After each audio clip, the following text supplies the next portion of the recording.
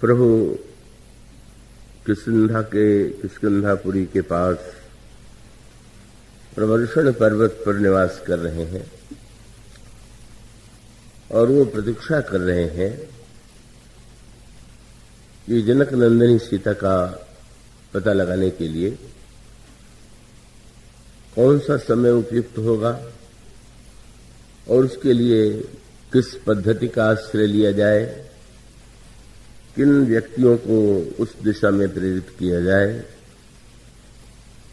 प्रभु ने वहां पर वर्षा ऋतु को देखा और वर्षा के बाद प्रभु ने शरद ऋतु को देखा। प्रकृति में ऋतुओं का यह परिवर्तन प्रतिवर्ष होता ही रहता है। प्रकृति की अपनी एक शोभा होती है, अपनी एक विशेषता होती है, प्रकृति का एक आनंद भी होता है और प्रकृति में जो कष्ट होते हैं का उसका भी भोग तो व्यक्ति को करना ही होता है। तो ये जो शरद ऋतु है इसको माध्यम बना करके प्रभु ने जो उपदेश दिया वह इतना विलक्षण है, इतना पूर्ण है कि ऐसा लगता है कि कोई ऐसा व्यक्ति नहीं है कि जिसके लिए उसमें कोई न कोई उपदेश विद्यमान न हो। प्रभु श्री लक्ष्मण को प्रेरित करते हैं। लक्ष्मण वर्षा ऋतु व्यतीत हो गई और यह देखो परम सुहावनी शरद ऋतु आ गई। इसमें प्रभु ने प्रारंभ बड़े अनोखे शब्दों से किया।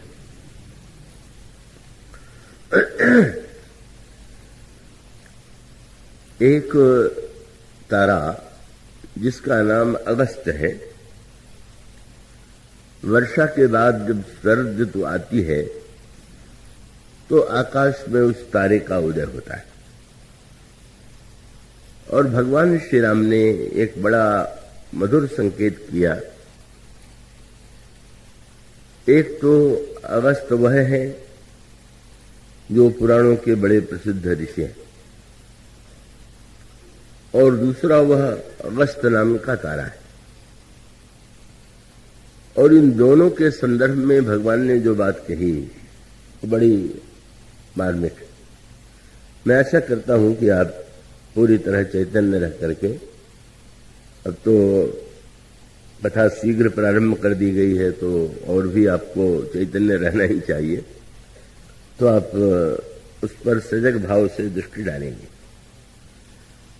अगस्त ऋषि की कथा क्या है? उन्होंने समुद्र को पी लिया और इस जो अगस्त के नाम के तारे का जब उदय होता है तो आपने देखा होगा कि वर्षा ऋतु में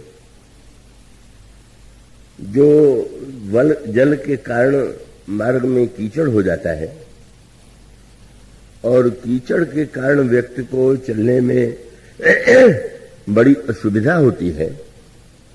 कहते हैं कि अगस्त के उदय से भगवान राम ने लक्ष्मण से कहा कि लक्ष्मण, उदित अगस्त पंथ जल सोखा। लक्ष्मण दृष्टि डालो आकाश में, अगस्त के उदय के बाद अगस्त ने पंथ के जल को सुखा दिया और प्रभु कहते हैं कि जिम लोभ ही सोख ही संतोष। अगस्त की तुलना, अगस्त की कथा जो है वो पौराणिक संदर्भ में भी और भगवान राम ने जो व्याख्या की उस दृष्टि से भी बड़े महत्व की। आप रामचरितमानस में भी महर्षि अगस्त के महत्व से परिचित हैं। भगवान श्री राम अयोध्या से जब वन यात्रा की ओर प्रस्थान करते हैं तो पहले तो आपने चित्रकूट में अनेक वर्षों तक निवास किया, पर उसके पश्चात भगवान श्री राघवेंद्र महर्षि अत्रि से आगे आज्ञा ले करके प्रस्थान करते हैं दंडकारण्य की ओर। ये जो दंडकारण्य की भूमि है, कहीं पर महर्षि अगस्त्य इसकी सीमा पर ही निवास करते हैं। और आप यह भी पढ़ते हैं कि भगवान श्री राम जब महर्षि अगस्त्य के आश्रम में जाते हैं तो वहां जाकर के प्रभु ने महर्षि अगस्त्य से एक प्रश्न किया। आप यह तो भली भांति जानते हैं कि भगवान जब वन यात्रा में किसी महापुरुष के पास जाते हैं तो उसके सामने कोई न कोई जिज्ञासा, कोई न कोई प्रश्न रखते हैं। और इसका श्री गणेश तो उसी समय से हो गया जब प्रभु ने तीर्थराज प्रयाग में महर्षि भरद्वाज के समक्ष प्रश्न रखा, निवेदन किया कि आप कृपा करके मुझे यह निर्देश दें, आदेश दें, कहु नाथ हम कहीं मग जाए, मैं किस मार्ग से जाऊं। और उसके पश्चात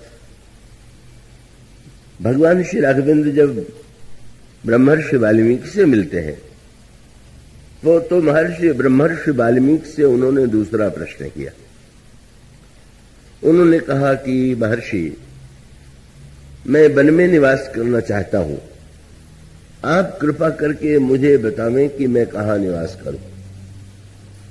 अस जिये जान कहिए सोई ठाऊं, और सिए सौमित्री सहित जह जाऊं। और फिर भगवान राम महर्षि वाल्मीकि के आदेश का पालन करते हुए चित्रकूट में निवास करते हैं। और उसके पश्चात जब वे महर्षि अत्रि की आज्ञा से चित्रकूट से प्रस्थान करते हैं तो महर्षि अगस्त्य से उनका मिलन होता है। और महर्षि अगस्त्य से प्रभु ने यह पूछा कि आप कृपा करके बताइए कि मैं उस रावण का जो संसार को कष्ट दे रहा है उसका वध कैसे करूं। प्रभु का प्रश्न था कि अब सो मंत्र देव मुनि मोहि, जिह प्रकार मारऊं सुरद्रोही।